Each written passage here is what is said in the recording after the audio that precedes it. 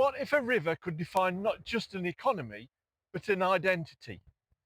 Not through what it connected, but through what it carried. Because along the Tyne, coal did not just power Britain, it shaped how a region understood itself. Welcome to the making of Britain.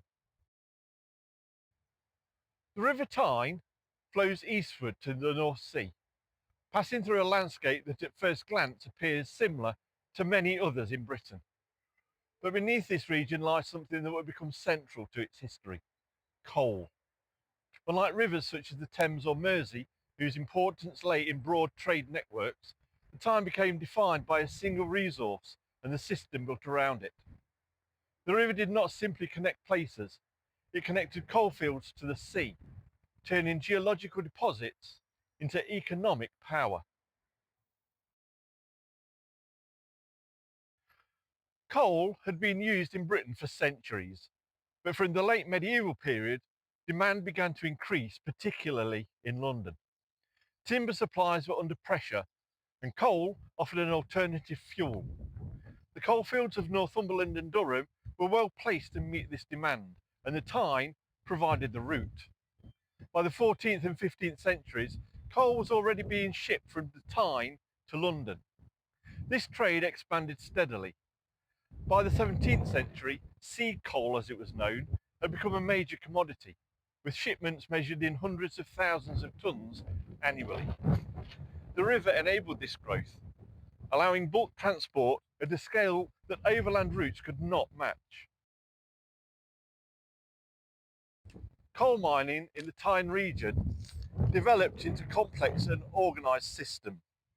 Pits were sunk close to the river where possible, reducing the distance coal needed to be transported. Where mines lay further inland, wagonways were constructed, early rail systems using wood or iron rails to carry coal from pit head to riverside. These wagonways represent an important development. They show how the demands of the river trade shaped innovation inland. The river was not just a passive endpoint, it influenced how extraction itself was organised. By the 17th century, the coal trade on the Tyne had become highly structured and at times tightly controlled. Groups such as the Hostmen of Newcastle regulated the export of coal, managing price and supply. This was not a free-flowing system. It was organised, negotiated and contested. Coal from the Tyne became essential to London's growth, heating homes, fueling industries and supporting urban expansion. The dependence worked both ways. London needed the coal and the Tyne region depended on the market. The river sat at the centre of this relationship, carrying fuel from one part of Britain to another. By the 18th and 19th centuries, the Tyne had become an intensely active industrial river. Collier ships moved continuously between the northeast and London. Along the banks, staiths, large wooden loading structures, extended into the water, allowing coal to be tipped directly into waiting vessels. The river was not a quiet landscape. It was crowded, noisy and functional. A worker standing on the quayside watching coal pour into a ship's hold would have seen a system in constant motion. The rhythm of work, the movement of ships, the presence of industry, all of it centred on the river.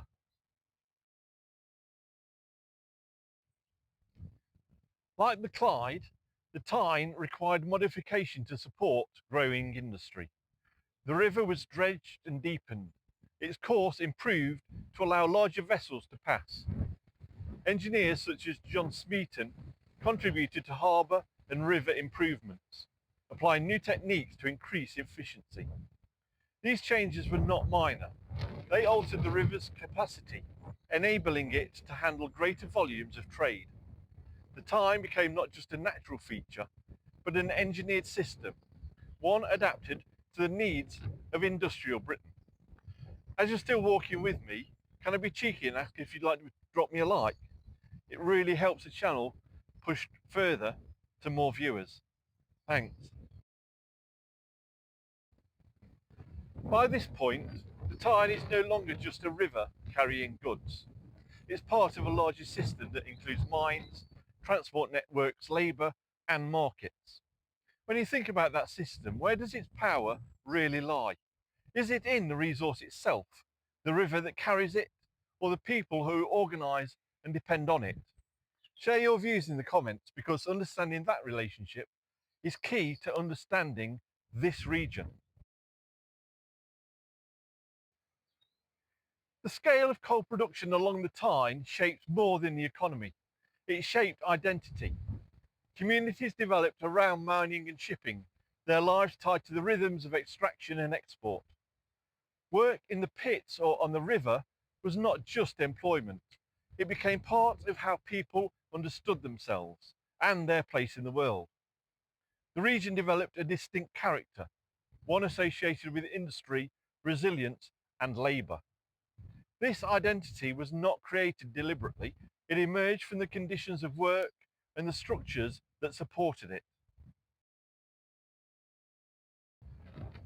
The 19th century marked the height of the Tyne's coal trade, but also set the stage for change. As the 20th century progressed, alternative energy sources emerged. Demand shifted and coal production began to decline. Mines closed, trade reduced, and the system that had defined the region for centuries began to contract. This was not immediate, but it was significant. The river remained, but its role changed. The infrastructure built for coal was no longer required at the same scale. If you subscribe, there's a whole back catalogue of videos similar to this for you to enjoy. Today, the Tyne is still a working river, but its purpose has evolved.